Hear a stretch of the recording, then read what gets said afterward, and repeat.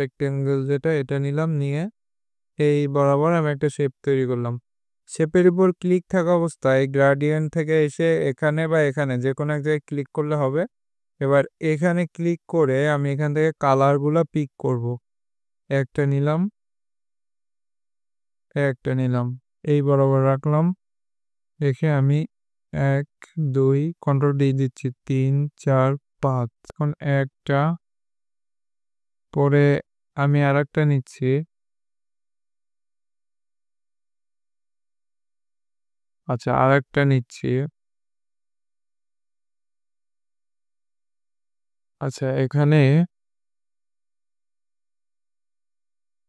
এটা কপি করি, করে এটাকে একটু শিফট অল্টা চেপে ছোট করতেছি, এটা রেড কালার দিচ্ছে, দুইটা মার্ক করলাম, এর মিডিলে তার মানে মাঝখানে আছে, এটা আর একটু উঠাই দিচ্ছি। সো এই বরাবর রেখে আমি এখান থেকে একটু রাউন্ডেড করে দিলাম।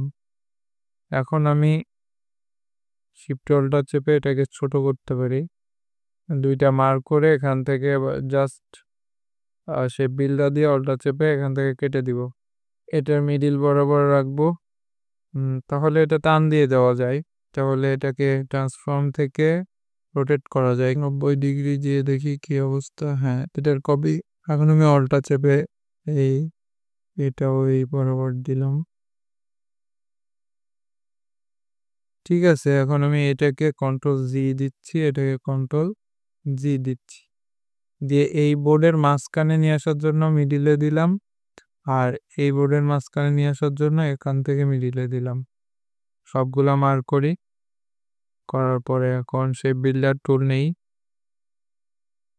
আমারটা চেপে ধরে কাটতেছি,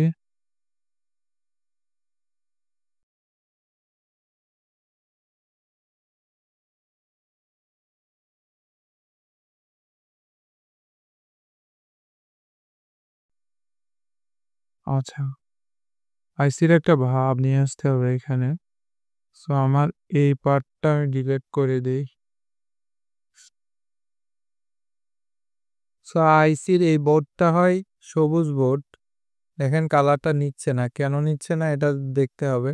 এখানে ক্লিকটা পড়ে নাই, তো ক্লিক দিয়ে এখন আমি আই ড্রপার নিয়ে দিব, এই আর কি আমাদের একটা হয়ে গেল।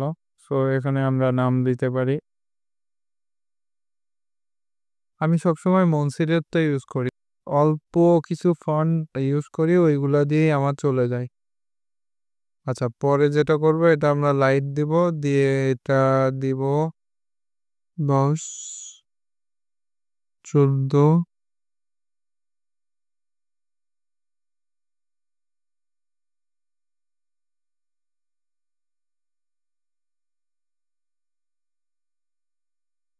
এখান থেকে ক্যারেক্টার থেকে আমরা এটাকে বাড়াই দিব, 200-তে হয় না, এখানে আমি 300 দিয়ে দিলাম। আচ্ছা এখন এখান থেকে আমি আর একটু বাড়াই দিলে হয়তো বেড়ে যাবে। ওকে, তো এখন আমি এই দুইটা ধরে আমি এখান থেকে অ্যালাইনে যাব, অ্যালাইন থেকে মিডিল করে দিলাম, দিয়ে এটা এই বরাবর দিলাম।